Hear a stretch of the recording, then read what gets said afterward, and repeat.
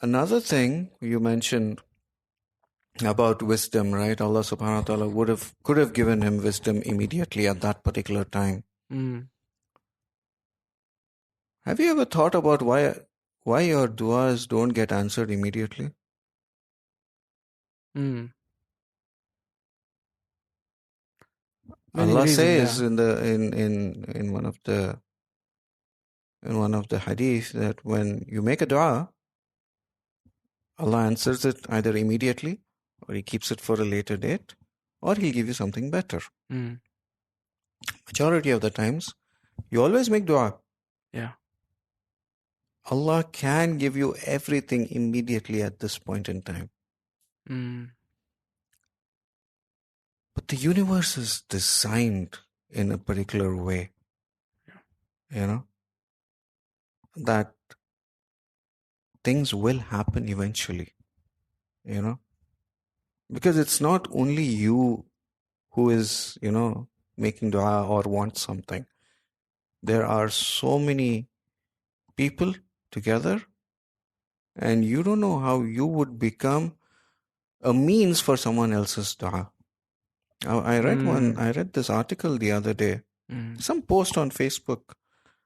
Someone who's sitting in Mecca, they when they went for Umrah, they told the story. So there was this guy, and he was distributing food, in containers and all that, outside Haram.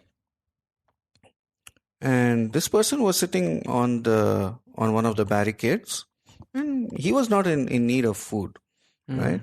So he saw this person, they came with the big bag, they distributed everything, and there was one container. And when it was becoming less, he took everything, he took that one container, he kept it next to this guy who's sitting over here, and he left. Okay. This guy's like, why would he leave this container over here? And the guy who's writing this is saying that, I don't need this food. I have food for myself, So let me try and see, okay, if someone else can get this food. In the meanwhile, one old person came, and he looked lost completely. So he told, there is some food, you can take it. This guy took the food, he opened it and ate it and all that. And then in the meanwhile, two other people came, and they found him, and they started taking him away.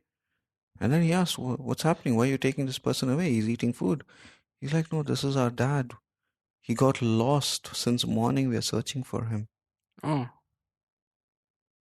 And, subhanAllah. It's come like a boomerang. It comes, Comes back. Yeah. I mean, he's been hungry since morning. He was maybe not there present at that time when the food was being delivered or when distributed, but that person knew to keep it over here. His risk was there. His risk was written. They say this. So it's a reminder for most of us. You think it's called unseen knowledge of unseen, or something which we will never understand? This is where we have to take the sign, understand that, okay, there is something. Someone who doesn't understand spirituality, or thinks that there is no God, or there is no some power above us. See, whatever is seen is just one layer or one level. There is 90% of the people, even the atheists, believe in a higher power.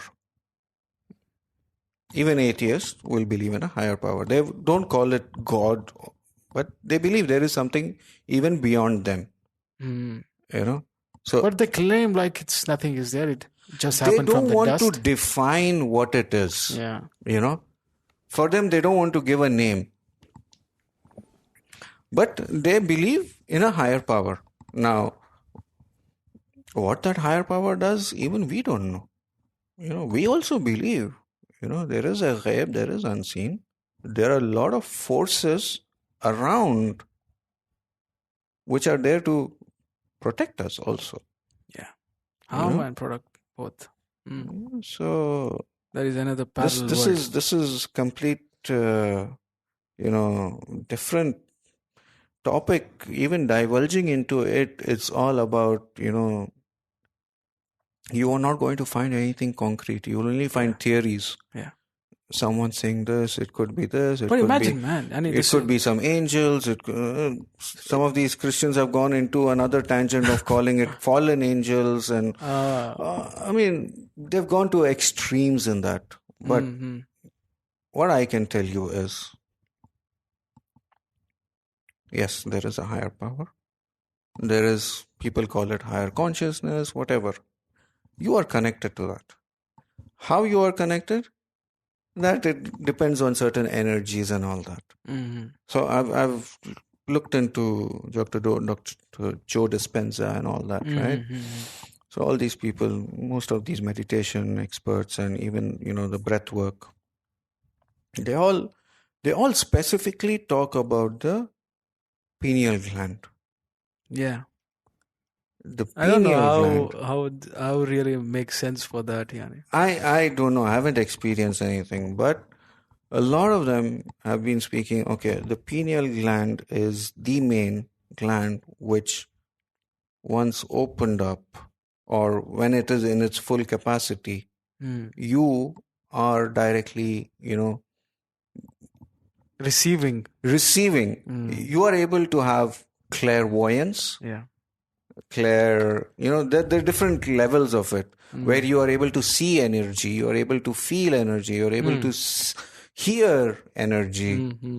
There are, I mean, so why these are gifted people, I can say. So according to this Dr. Joe Dispenza, pineal gland is like shut down, or it's like it's dumbed down, I would say. Yeah. Just like appendix, yani. Just remove it, خلاص. Yeah. But this you cannot remove, of course. But you have it there, and it's inactive. Unfortunately, yeah. One of the article I read is it's inactive because of fluorescent. Fluoride. Fluoride? Okay, fluoride. Fluoride, of course, which is in toothpaste, which is in water, which is in everything. Everything. Yeah. So does it mean that the people 100 years before were smarter and able to connect better because they did not have fluoride? Possibly. See, from what I nobody understand, now. No, I mean, I'm not saying that theory, nobody basically. Now. So yesterday I was listening to, who's this guy, man? Ben Greenfield, and he got someone on his podcast, and they were talking about these energies and all that. They were talking from the energy perspective. So Ben Greenfield is more of a biohacking person. He's mainly into fitness and all around strength, and a little bit digresses into energies and all that, but not much. So he was talking about calcification of the pineal gland. Now, the more it is calcified, it becomes crystal. The more you are in your general state, So to decalcify it, that's again a different process where you have to look at what foods you're eating, what behaviors are your sleep, your daily lifestyle and all that. Fitness routine and all that. And there are apparently certain tools which aid in decalcification of the pineal gland. One of them is sun gazing. Unfortunately, we are all wearing sunglasses today. Yeah. I can't step out of the house without my goggles. Without glasses, yeah. It hurts my eyes. But apparently, sun gazing helps decalcify the pineal gland. Now, I don't know what time sun gazing he's referring to. Yeah. It could be the early morning or the late evening suns, but who does that?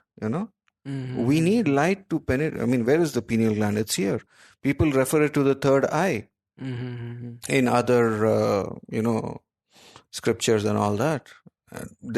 See, when so many people are talking about something, there has to be something concrete about it. So many cultures are talking about it. So There has to be something concrete or something about it. So, yeah. So the third eye or the pineal gland, sun gazing is one of the methodologies. There's some other Some tools guys, also he I think mentioned. one of the guys became very famous on the news stuff, like where they were like going crazy about him, talking about him, like he was living without food, man, just with the sun gazing.